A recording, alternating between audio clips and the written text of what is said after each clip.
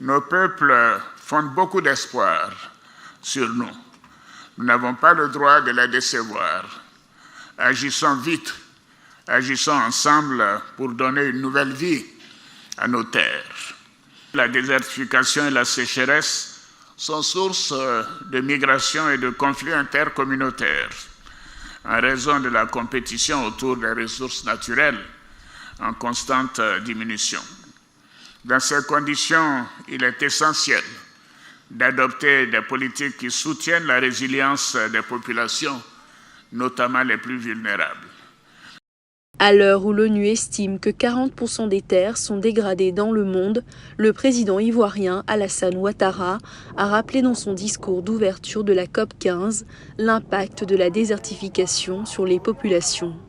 Dans le village de Mbouna au Mali, une communauté de 5000 personnes, tous agriculteurs sans terre, la moitié des habitants ont choisi le chemin de l'exode pour subvenir aux besoins des anciens restés au village.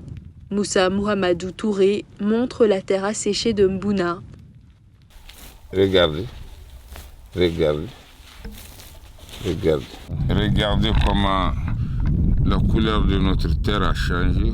Tantôt rouge, tantôt noir, tantôt des grains, tu vois. Le gaz a brûlé toute la terre. Ça, c'est quelque chose que les arbres, la terre a changé de couleur.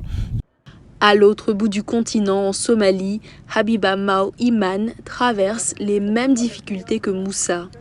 Cela fait 2 ans qu'il n'a pas plu sur sa ferme dans le sud du pays. Ses animaux sont morts, ses récoltes ont péri et comme elle, des dizaines de milliers de personnes attendent de l'aide à la périphérie de la ville de Barder.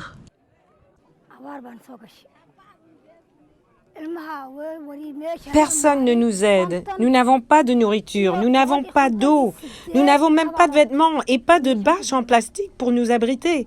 Nous avons fui la sécheresse et je suis ici depuis 158 jours, sans nourriture ni abri pour les enfants.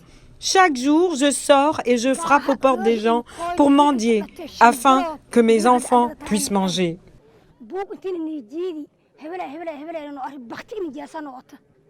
Lors d'un déplacement en Éthiopie voisine, Catherine Russell, la directrice de l'UNICEF, a appelé la communauté internationale à accroître l'aide aux populations affectées par les sécheresses.